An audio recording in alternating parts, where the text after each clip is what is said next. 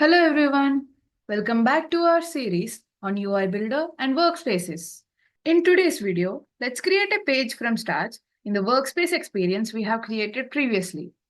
Creating a page using UI Builder in ServiceNow is a more modern and flexible approach compared to the service portal. UI Builder allows you to build and design user interface using a low-code or no-code approach, enabling you to create pages. Let's create a page in UI Builder. Click on All menu and search for UI Builder in the navigation filter. Click on UI Builder under Now Experience Framework. The UI Builder opens up in a new tab. Now let's create a page in the workspace we created previously. Open the workspace and click on Create New Page. Select Create a New Page. You can select a template to create a new page, or you can click on Create from Scratch instead as well. In this video, we will be looking at how to create a page from scratch. Give a meaningful name. Here, I'm naming the page as Employee Dashboard. You can change the URL path as well. Now, click on Continue. Here, we can add the URL parameters we require for our page. For example, I'm adding the parameters table and sysID here.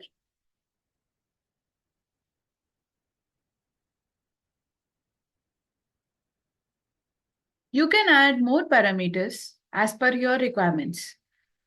Now, click on Looks Good. Let's give a name to the variant.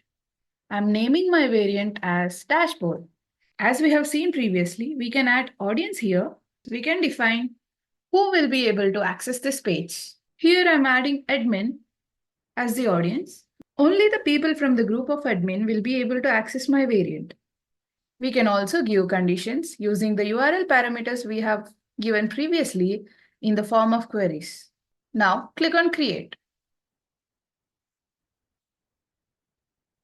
Once the variant is created, you can start designing your page. The central area of the UI Builder is where you drag and drop components to create your page.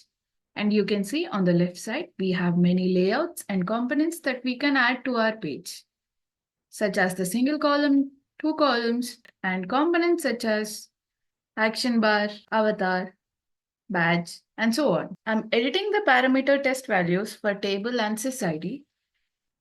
Click on Apply.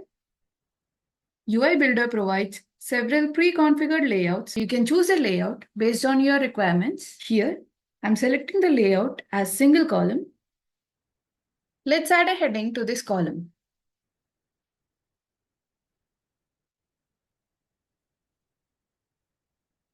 You can configure the component manually. Here, you can edit the heading. I'm giving the heading as Employee Dashboard. You can see the heading has changed to Employee Dashboard, and we can align the heading to be at the center. Let's add a list component to display a list of incidents. We can select the table from which the data should be retrieved from. I'm selecting the incident table. As you can see, the data has been retrieved from the incident table. If you wish to delete any component, you can go to the left panel and right-click on the component, and you can select Delete. Now let's add a chart component. Select Data Visualization and choose to configure manually. I'm selecting the vertical bar. Now, to retrieve data, add a data source. I'm selecting the incident table. Here, you can select predefined conditions, or you can add custom conditions as well, such as active is true and state is on hold. Click on Apply. We can style this bar chart as well.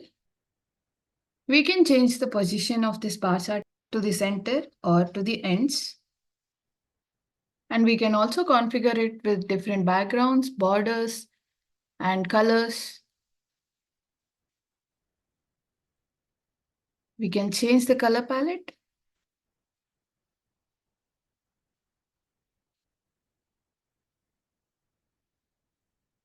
Now let's see how to add a form component. Go to Components and search for Form. Select Form. You can choose to configure the form manually as well. Let's see how we can configure a page manually in the UI Builder in the upcoming videos. To see a preview of the page we have created, click on Preview. As you can see, this is the preview. Let's save the page. Let's open this variant through the URL path. As you can see, this is how we can create pages and variants in the UI Builder. That's all for this video. Thank you for watching.